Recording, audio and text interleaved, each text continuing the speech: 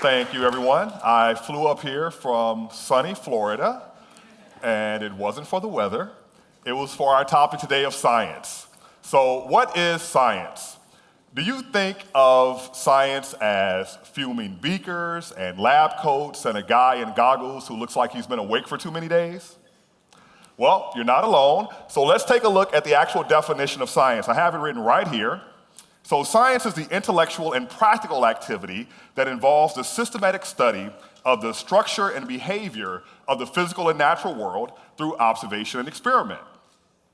Glad we cleared that up. So let's bring it down to earth. What is science? Science is in everything. It's in not just the periodic table and beakers, it's in the lipstick that you're wearing, it's in your swimming pool, it's in the drink you ordered last night, and yes, it's inside you. So scientific principles affect our daily lives in many, many ways. The car you drive, for example, was designed by engineers who are experts at getting you from point A to point B. The soap you used this morning was designed by chemists who specially formulated it for your sensitive skin. So what I'm here to do is bring us together under our principle where we're going to step back and take a look at the world through a new lens and see the many ways that science affects us every day. So I'd like to start out, and I'm thrilled to give you my talk, which is the universe in you. So as Leah said, I am a host on the Science Channel. So what we've done is we've put together a little clip to introduce the topic. And it's based on the question, where is our place in the universe? We are a nation of seekers, makers, doers, conceived by rebels and born of fearless possibility. Unreal. We are the nation of science. We are driven by facts, inspired by what-ifs. Oh my God! And connected by a universe of questions.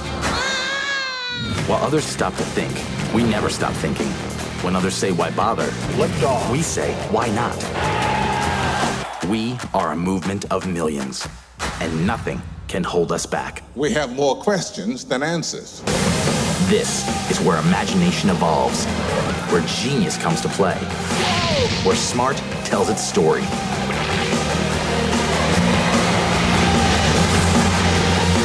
So stand up and question everything. I love that theme, question everything. If you have kids, you can relate. So, we often think of ourselves as being in the universe, but the beauty of being a human being is that we recognize that the universe is in us. The earth is in us, the stars are in us, and we're even connected to the birth of the universe. For example, it's commonly known that the salinity of human blood matches that of the earth's oceans. But it's not as commonly known is that if you look at the abundances of the elements in the universe, the most abundant being hydrogen, then helium, then carbon and oxygen, and you compare that to the abundances of the elements that appear in the human body, they match almost exactly. The only difference, for example, is helium, which does not react. And also, the universe is tied to our everyday existence. How exactly is that? Well, let's look at another quick clip. TV static holds a clue. 1% of the static on this screen comes from light from the Big Bang. In 1964, astronomers Arno Penzias and Robert Wilson were listening to radio signals from space. But in every direction, they were picking up a background hum. Puzzled by the hum, they suspected they knew the culprit and swept the entire receiver free of pigeon droppings. But to no avail. If anything, the background got even greater. And according to legend, when they gave a talk at Princeton, one physicist raised his hand and says, either you are listening to the effects of bird dropping or the creation of the universe. I love studying the origin and evolution of the universe. And when I do, I can't help but notice the trend. So let's take a little trip from the beginning of the universe until now. And we see that there is sort of a trend. Our universe did not have to evolve. It was born in this state of very low entropy, and it has been evolving through entropy, increasing, but also through the minimization of the forces, right? So we have a universe that's born with almost equal amounts of matter and antimatter. The matter and antimatter annihilate. The small residual of matter is what forms what we call the universe today, the matter in the universe. Then the universe goes neutral under what we call the strong force, the nuclei form. Then the universe, about 400,000 years later, goes neutral under the electromagnetic force in an event that we call recombination, and that's when that light was created. That's when it was set free. And then, since that time, the universe has been going neutral under gravity, right? So the stars are formed, and as the universe has been expanding, it's been cooling, and as you cool matter, simple constituents come together to form more complex entities. So eventually stars formed, planets formed, life evolved. Life evolved on Earth. And what do we know about life? Life operates under the simple rule of survival of the fittest. So if I were to look at life in our universe, and I was to ask myself, well, what kind of life does our universe select for, right? The better you are able to fit into your environment, then the better you are able to survive. So when I look at what's happening in our universe, I see that stars are dying. Here we have a supernova, and it's next to this galaxy. So galaxies consist of over 100 billion stars on average, and that single exploding star is brighter than that entire galaxy of 100 billion stars. And if you add up the entire luminosity of a supernova, some of the radiation you can't see, like neutrinos, for example, you'll find that a single supernova is brighter than the entire non-exploding universe put together. We also find stars that are dying without exploding, but yet throwing off their outer atmosphere. This is what the sun is going to do one day, and they form these planetary nebulae. We see one here, we see another one right here. They're very beautiful. And then we look at the bodies in our solar system. What do we see? If they have a solid surface, they're cratered. And what we know about the Earth is that it has a history of extinction events. So if you are a species in this universe, on this planet, the day you come into existence, the clock is ticking, right? Either you're going to find a way to get off your planet or you're going to become extinct. So the universe is an ecosystem, and it selects for species that are able to leave their planet and occupy others and hedge your bets, right? If you're adaptable, then you can survive into infinity. And what is going to get us there? It's science. And so there's a strange phenomenon that's been happening, and I like to tell this story from history. Here's a picture of Galileo. So Galileo heard about this new invention that we call the telescope. And so he built himself one.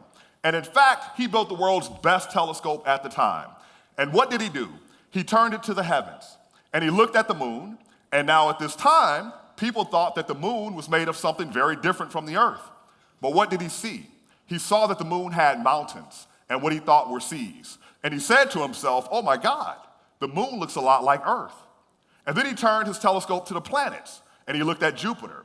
And at this time, people believed that objects could only orbit the Earth because it's at the center of the universe. And what did he see? He saw these four little dots that he thought were stars that appeared to be orbiting Jupiter. But even more startling, he saw and he noticed that Jupiter, through his telescope, looked a lot like the moon looks to the naked eye. And he put it together.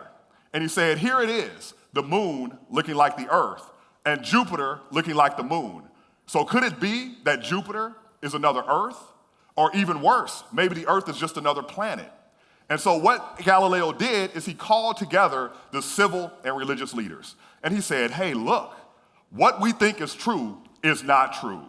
And what we like to say in science in terms of advancement, what stops you is not what you don't know, it's what you know that ain't so, right? And so Galileo said, it ain't so. So he called these civil leaders together, and he had the very first telescopic star party.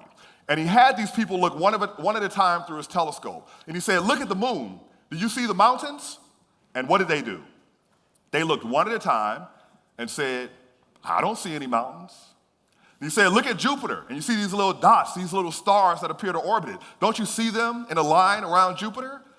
And they looked one at a time and they said, I don't see any dots or stars. And believe it or not, that kept occurring until the invention of photographic film, where now we can set the image down on the table, and if you say you don't see what's on the image, obviously you're insane, right? But today, we have the same type of phenomenon that's going on.